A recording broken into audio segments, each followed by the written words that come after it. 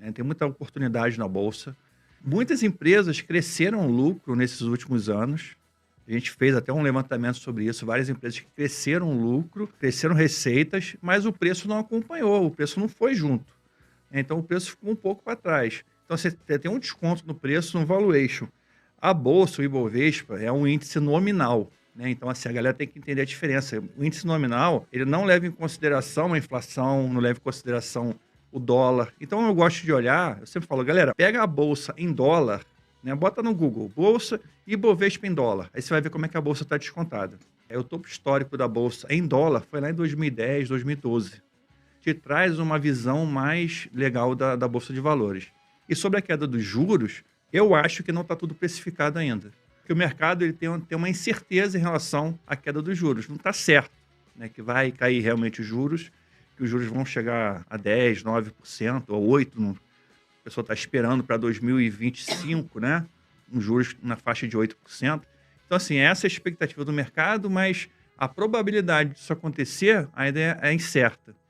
Então, o mercado não está precificando muito bem esse fator, né? Eu acredito que a tendência da bolsa é uma tendência de alta, se o cenário não mudar tanto, o cenário econômico, né, continuar nessa tocada aí, e com isso as ações tendem a se valorizar, porque elas vão ficar mais atrativas em relação a outro tipo de investimento. Ações, fundos imobiliários também estão baratos. Então, você tem ações baratas, fundos imobiliários baratos. Você tem muitas ações nos Estados Unidos que estão baratas, né? Então, assim, você tem muitas oportunidades hoje na mesa. Então, assim, o investidor, ele consegue aproveitar e captar essas oportunidades. De uma forma Agora bem legal. agora, professor, que ações podem se beneficiar mais à frente com essa queda da taxa Uhum. de juros? O primeiro grupo de ações que se beneficia muito são as ações que estão muito endividadas. Ações com dívida grande. E que, às vezes, eu vejo muita gente falando, muito educador financeiro falando, a dívida é ruim. Não, às vezes a dívida é boa, né? Às vezes a empresa, ela se endivida porque ela consegue, com aquela dívida, ela consegue se alavancar, consegue Fazer As fazer projetos. aquisições, né? projetos, aquisições. Então, assim, nem toda dívida é ruim. O problema é quando você contrata uma dívida e os juros vai para 13%, 14%. Aí isso impacta muito. Então a gente vê muitas empresas hoje estão com lucro negativo, porque quando você chega na conta juros, né, pagamento de juros de empréstimo, ela está muito alto. Então, às vezes cai 1%, 2% aquele custo que a empresa tem para pagar suas dívidas, pagar seus empréstimos, né? Cai de 100 milhões no trimestre para 50 milhões, para 60 milhões. Vira lucro às vezes, Então, né? assim, e ela deixa de dar prejuízo e passa a ter lucro. Ou então ela tem um lucro pequeno e começa a ter um lucro maior. Então, assim, eu acho que vai impactar muito positivamente as empresas que estão mais endividadas. As empresas de varejo, que estão sofrendo muito, estão apanhando muito na bolsa. Você vê Casas de Bahia, Magazine Luiza, lojas Renner também, que estava quase 40, 50 reais, caiu bastante. Então, varejo em geral sofreu bastante, shopping center sofreu bastante com essa questão dos juros. As construtoras também, né, sofreram muito, porque os juros impactam as decisões de consumo das pessoas. Juros altos, ele dificulta o financiamento, dificulta o crédito.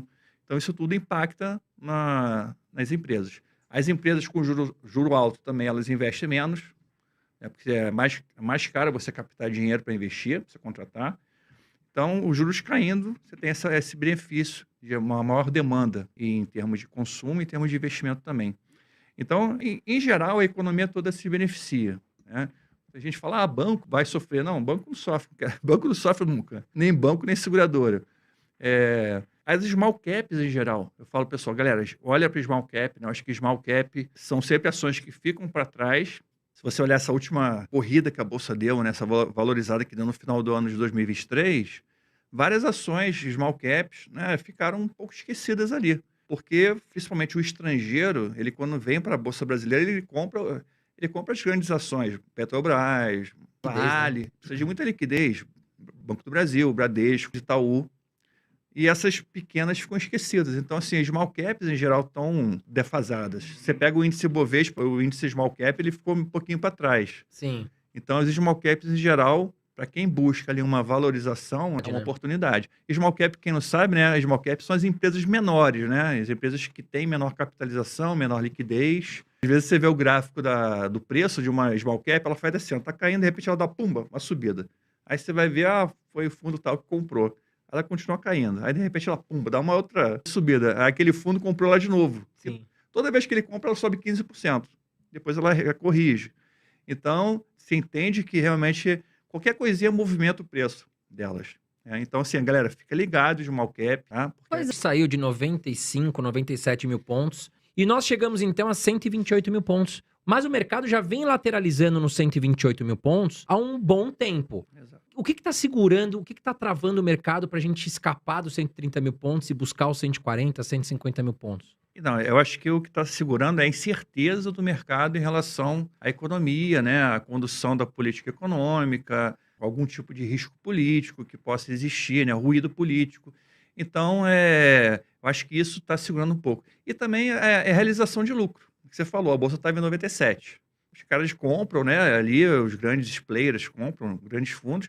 Eles compraram ali nos 100 mil pontos. Quando chega ali próximo de 130 mil, eles começam a vender para realizar lucro e botar no bolso.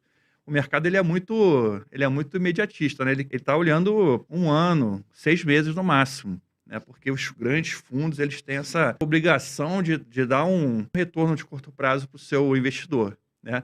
O mercado ele não foca no longo prazo e pensa, eu vou comprar aqui e vou segurar por 10 anos, 15 anos essa ação. E até existem fundos que têm essa vocação de longo prazo, mas, em geral, o mercado financeiro, né, o capital é muito volátil. Então, acho que essa volatilidade também é normal. Acho que, às vezes, o investidor ele fica, poxa, mas não está andando, está aí de lado, né? Estou perdendo dinheiro na bolsa. Eu falo, cara, a bolsa é assim, ela tem momentos de alta, momentos de queda, momentos de lateralização, são ótimos, né? A gente tem um termo na análise técnica, eu não uso muito análise técnica, mas eu tenho um termo que eu acho legal, que é o momento de acumulação, né? O momento que você está acumulando ações, um momento bom para você acumular ações. Porque quando a bolsa chegar em 150 mil pontos, 200 mil pontos, um dia vai chegar a 200 mil pontos, né? As pessoas vão falar assim, poxa, estava 97 mil pontos lá atrás, eu não comprei, podia ter comprado. Então tem isso também, né? Tem o fator risco percebido, né? Tem o risco real e tem o processo de manada. Eu acho que o que faz o preço aumentar também e de repente explodir é o efeito manada. A mesma coisa que faz o preço cair muito rapidamente, faz o preço aumentar e chegar a preços que você fala, poxa, peraí, tá muito caro agora, né? Mas nos últimos 5, 6 anos, eu não olho para a bolsa e falo, tá muito caro. Acho que tem muita oportunidade ainda, né? A gente deve chegar nessa faixa de 150 mil pontos, né? Não sei se vai ser nesse ano, né? Não sei se vai ser no ano que vem. E o que eu falo para os meus alunos, falo, cara, não fica torcendo para a bolsa ficar cara, porque é muito melhor você comprar Bradesco a R$13 do que comprar Bradesco a 25, Sim, com certeza. né? E que continua pagando dividendos, né? Exatamente. Então, assim, tem um lado bom dessa lateralização da bolsa, né? Tem um lado também negativo das pessoas ficarem menos entusiasmadas.